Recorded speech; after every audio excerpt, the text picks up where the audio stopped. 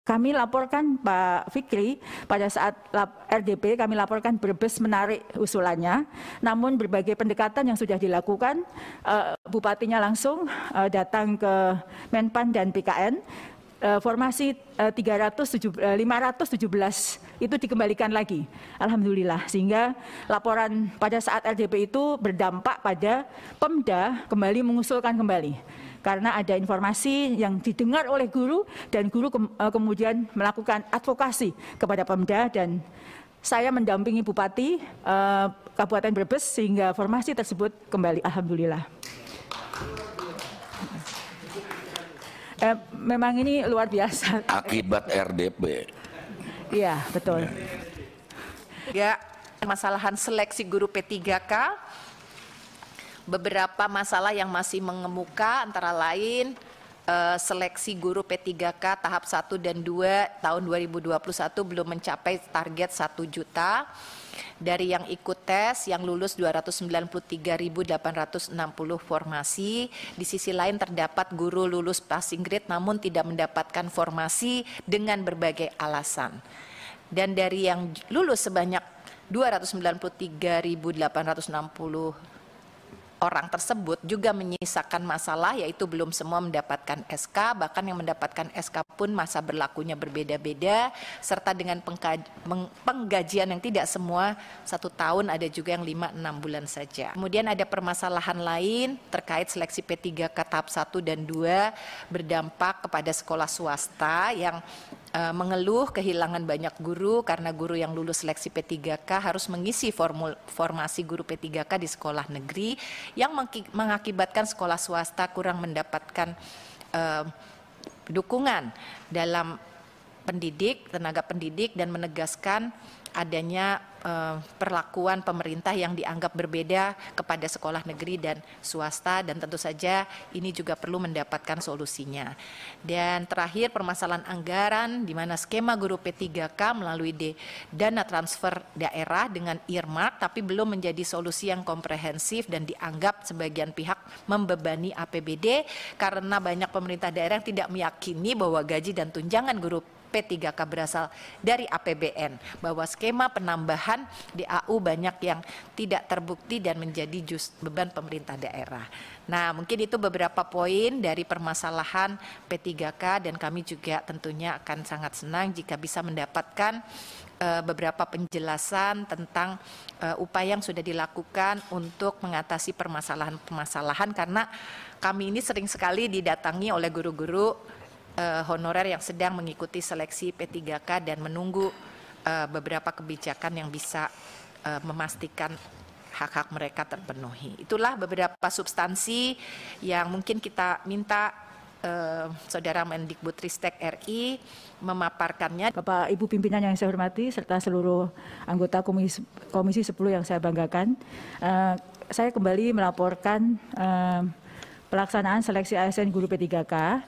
Dalam kesempatan ini saya ingin menyampaikan membagi dalam 2 hal. Yang pertama laporan pelaksanaan seleksi guru ASN P3K tahun 2021. Yang kedua terkait dengan pelaksanaan seleksi ASN P3K tahun 2022. Nah, pada bagian yang pertama kami laporkan bahwa seleksi ASN P3K tahun 2021 sudah mendapatkan hasilnya. Di dalam layar kami gambarkan bahwa kebutuhan sebenarnya adalah 781.844 sebagaimana digambarkan dalam grafik tersebut. Dan sesuai usulan yang sudah kami dapatkan sebelum kami melakukan pendekatan dengan Pemda itu sebesar 17% saja dari total kebutuhan, yaitu 131.239. Lalu beberapa kali kami melakukan rapat koordinasi mengundang seluruh Pemda di seluruh Indonesia sehingga terjadi peningkatan jumlah sebesar 24% dari usulan sebelumnya.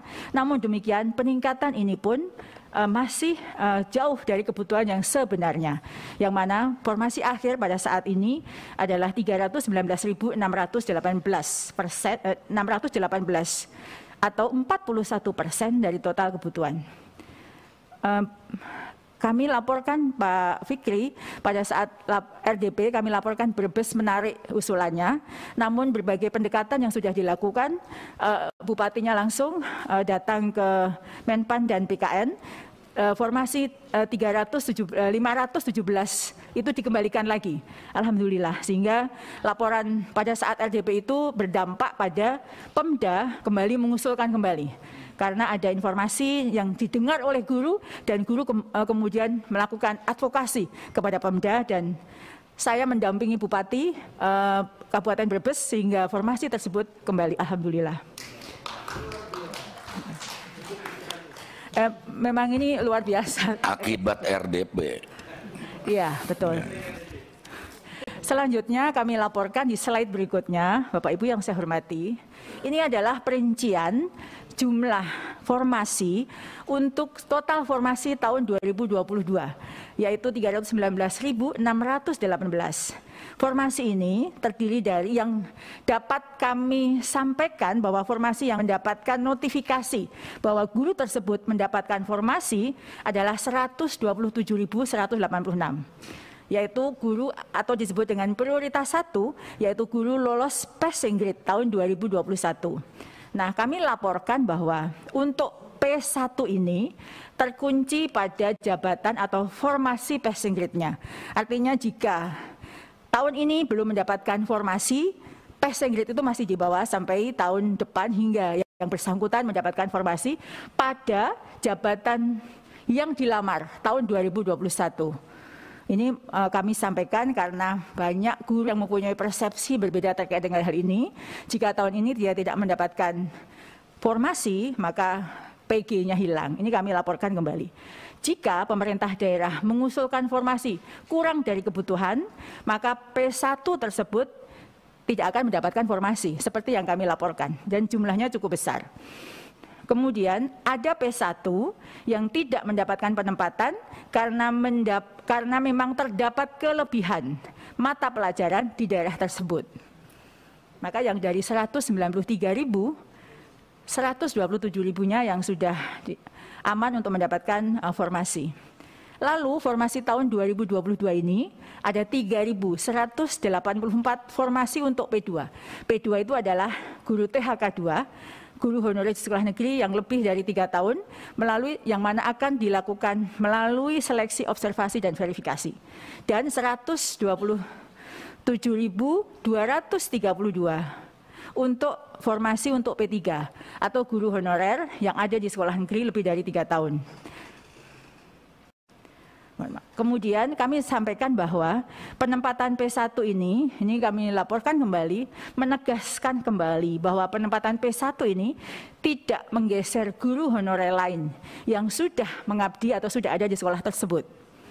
Karena itu terdapat formasi yang terbuka untuk I2 yang sudah ada di sekolah masing-masing walaupun terdapat P1 yang belum ditempatkan. Jadi kalau sudah ada guru yang mengabdi di situ, tidak akan tergeser oleh guru lain.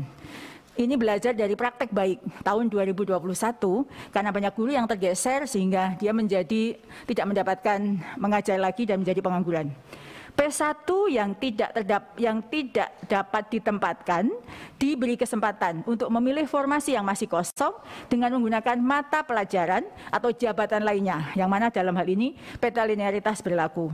Jika P1 melakukan hal tersebut, maka mengikuti seleksi observasi dan verifikasi bersama kelompok P2. P1 tetap diprioritaskan dibandingkan dengan P2. Bapak Ibu yang saya hormati, kami laporkan bahwa ada 62.016 untuk formasi untuk pelamar umum. Jadi mohon maaf ya kesalahan penyebutannya, pelamar umum, yang mana formasi untuk pelamar umum hanya formasi kosong. Jadi kami menyampaikan ini untuk menjawab pertanyaan mengapa ada P umum sementara P1 belum ditempatkan.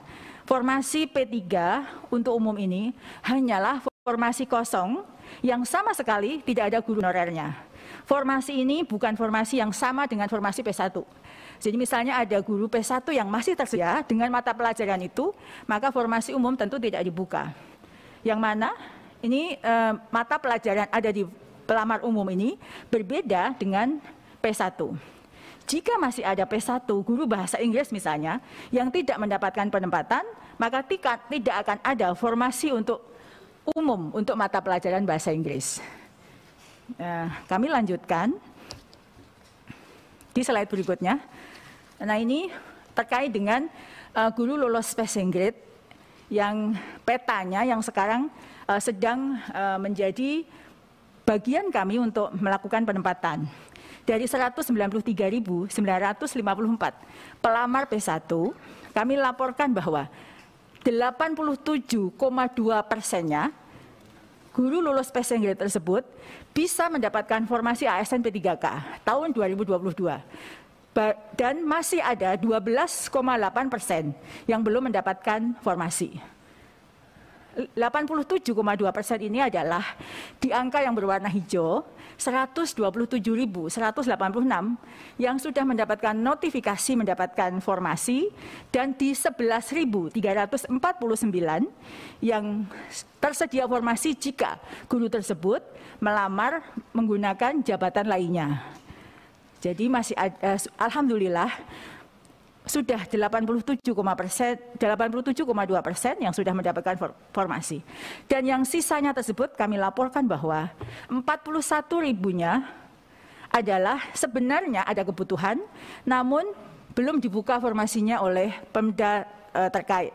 Dan 13.527-nya adalah memang tidak tersedia formasi karena mata pelajaran yang dimiliki oleh guru tersebut memang berlebih. Selanjutnya, di slide ini kami laporkan bahwa yang mendapatkan notifikasi untuk melamar dengan jabatan fungsional lainnya, ini adalah yang belum mendapatkan penempatan bisa mengikuti seleksi sebagai P2, P3, ataupun pelamar umum. Yang pelamar umum ini adalah guru honorer swasta yang lolos passing grade. Jika mereka turun prioritas, maka bisa mengikuti sebagai peserta pelamar umum. Ilustrasinya adalah sebagaimana yang ada di layar bahwa guru P1 itu sebenarnya dia adalah guru SD. Karena tahun 2021 tidak ada formasi untuk guru kelas SD, guru tersebut melamar sebagai guru SMP matematika misalnya, atau guru SMP IPA. Pada notifikasi yang bersangkutan diberikan pilihan apakah ingin tetap sebagai P1-nya yaitu guru IPA SMP, ataukah dia memilih menggunakan jabatan lainnya untuk bisa mengikuti seleksi saat ini yang jumlahnya lebih dari 11.000. Jika dia setuju tetap pada P1-nya guru IPA, maka dia akan tetap sebagai guru honorer di tempat tugasnya saat ini hingga sampai dibuka formasi berikutnya. Jika dia memilih untuk mengikuti turun prioritas istilahnya, sebenarnya mengikuti seleksi untuk P2 maupun P3, maka dia bisa kembali mengikuti penilaian kesesuaian dan yang bersangkutan bisa memilih sebagai guru kelas SD sebagaimana jabatan yang dimilikinya. Demikian Pak Menteri.